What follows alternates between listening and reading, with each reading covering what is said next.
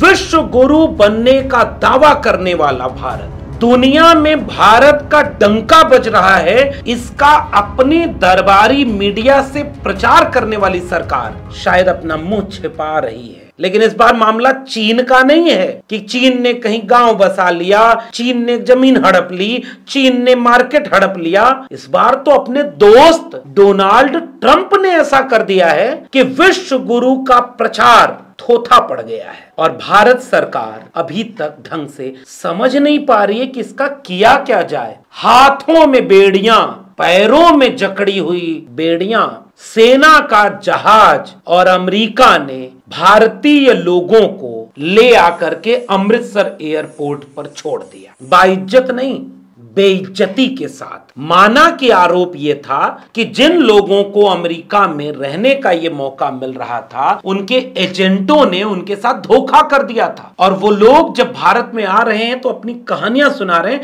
जिसको हम आगे थोड़ा विस्तार में भी बताएंगे। लेकिन ये जो दृश्य था जिसे अमेरिकी सरकार ने सार्वजनिक कर दिया, बेड़ियों की तस्वीरें, चेहरे ढके हुए नकाब और सेना के जहाज पर ऐसे लाइन लगा के बिठाया जा रहा है, ऐसे लाकर छोड़ा जा रहा है और वहां का एक पदाधिकारी बोलता है इल्लीगल एलियंस, अवैध प्रवासी भारतीय, उनको हम बाहर निकालेंगे। और अमेरिका बेइज्जती के साथ, अपमान के साथ यहां लाकर पटक देता है। विस्तार में इसकी हर जानकारी मीडिया नहीं दिखाएगी क्योंकि आपको खेल समझ में आया। जिस दिन वो जहाज अमेरिका से बेड़ी बांध करके भारतीयों को ला रहा था, उस दिन भारत के प्रधानमंत्री संगम स्नान करने गए थे। तो लाइट, कैमरा, एक्शन सब प्रयागराज संगम पर था। वहां एक अलग वीडियो बन रही थी।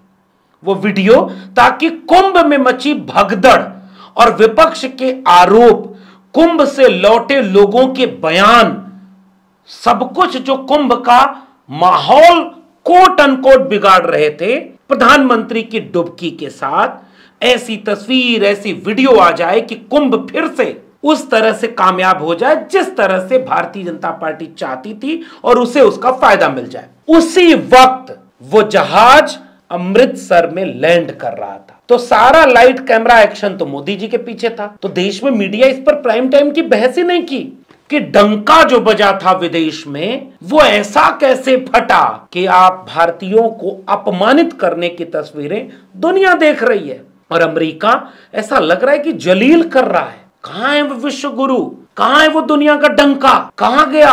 अभी तो मामला ये नहीं समझ में आया कि शपथ ग्रहण में बुलाया नहीं बुलाया, गए नहीं गए, विदेश मंत्री एस जयशंकर क्या निमंत्रण मांगने गए थे या नहीं गए थे, संसद में बहस हुई, कुछ क्लियर ही नहीं है कि डोनाल्ड ट्रंप ने अपने दोस्त को शपथ ग्रहण में क्यों नहीं बुलाया। फाइनली इतना तो क्लियर है कि नरेंद्र मोदी जी नहीं गए थे। और अब क्या हो रहा है?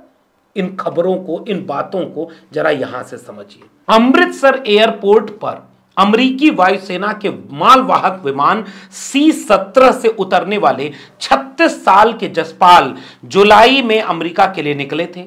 यहां पहुंचने में 6 महीने लग गए। इस बीच ब्राजील में उन्होंने 5 से 6 महीने गुजारे। यहां से अमेरिकी बॉर्डर में घुसते ही यूएस बॉर्डर पेट्रोल पुलिस की नजर उन पर पड़ गई। ये कहानी क्रैश हो चुके उस अमेरिकन ड्रीम की है जिसका प्लेन बुधवार को अमृतसर एयरपोर्ट पर लैंड हुआ। दर्जनों बेवतनों को, जिसे अमेरिकी अधिकारी इल्लीगल एलियंस बोल रहा है, अवैध विदेशी बोल रहा है, और अमेरिका कह रहा है कि हमने उन्हें निकाल दिया है।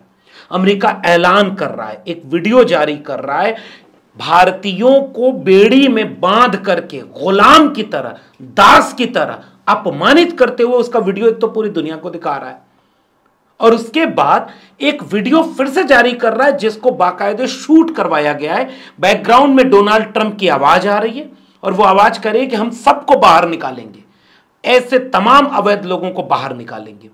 बाहर निकालते, कागज पत्र ठीक नहीं था, उनके पास दस्तावेज नहीं थे, तो विदेश मंत्रालय बात करता कि सम्मानजनक तरीके से उन्हें चुपचाप चला आने देता। दुनिया के दूसरे देशों ने अपने जहाज भेजे और वो उनके जहाज से अपने उन नागरिकों को वापस सम्मान के साथ ले आए। भारत जहाज नहीं भेज पाया। भारत शायद बातचीत में यहां तक नहीं पहुंच पाया। हकीकत क्या है ये तो सरकार बताएगी। अभी तो जितना मीडिया में खबरें आ रही हैं, हम उसको देखकर हैरान हैं कि भारत विश्व गुरु बनने जा रहा था। भारत 5 ट्रिलियन इकोनॉमी के बाद दुनिया की तीसरी अर्थव्यवस्था बनने जा रहा था। अमेरिका और चीन के बाद भारत का नंबर आने वाला था। दुनिया में इतना बड़ा डंका बजने वाला था नरेंद्र मोदी का, और अचानक गुलाम और दास की तरह अपमानित करके भेज दिया सेना के अपने जहाज पर बैठाकर। अमेरिका ने अमृतसर उतार दिया, मीडिया को वहां जाने नहीं दिया गया, मीडिया में कोई एक बाइट नहीं आई। किससे मीडिया में छप रहे हैं कि अमेरिका ने 104 लोगों को डिपोर्ट कर दिया है। खौफनाक तस्वीरें वायरल हो रही हैं। अमेरिका की border patrol police USBP chief Michael W Banks ने सोशल मीडिया प्लेटफॉर्म एक्स पर वीडियो शेयर करते हुए लिखा कि यूएसबीबी और उसके सहयोगी ने अवैध विदेशियों को सफलतापूर्वक भारत वापस भेजा, जो सैन्य परिवहन का उपयोग करते हुए अब तक की सबसे लंबी निर्वासन उड़ान थी। यह मिशन आव्रजन कानूनों को लागू करने और त्वरित निष्कासन सुनिश्चित करने के लिए हमारी प्रतिबद्धता को रेखांकित करता है। यदि आप अवैध रूप से सीमा पार करते हैं तो आपको हटा दिया जाएगा। इंडियन एक्सप्रेस को एक डिपोर्ट फ्लाइट से आने वाले भारतीय ने बताया कि उन्हें 40 घंटे तक हथकड़ी लगाई गई, उनके पैरों को जंजीरों से बांधा गया और हिलने तक नहीं दिया गया। उन्होंने बताया कि बार बार अनुरोध करने के बाद शौचालय जाने की अनुमति मिली तो भी जंजीर को नहीं खोला गया। उन्हें खुद को घिसट घिसट कर शौचालय जाना पड़ा। क्रू के सदस्य दरवाजा खोलते और शौचालय में ढकेल देते। एक 40 वर्षीय युवक ने बताया कि उन्हें हथकड़ी लगे हुए ही खाने को मजबूर किया जाता था।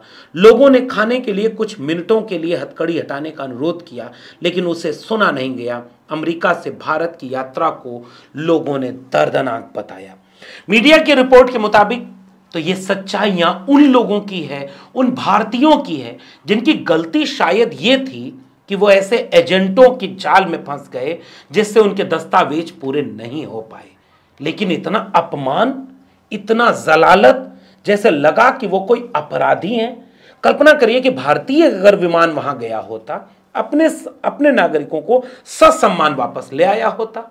लेकिन ये क्या हो रहा है? मीडिया रिपोर्ट के मुताबिक अमेरिका ने 18,000 भारतीयों की पहचान की है जिन्हें वापस भारत भेजा जाना है। हालांकि कुछ रिसर्च इस संख्या को काफी अधिक बताते हैं।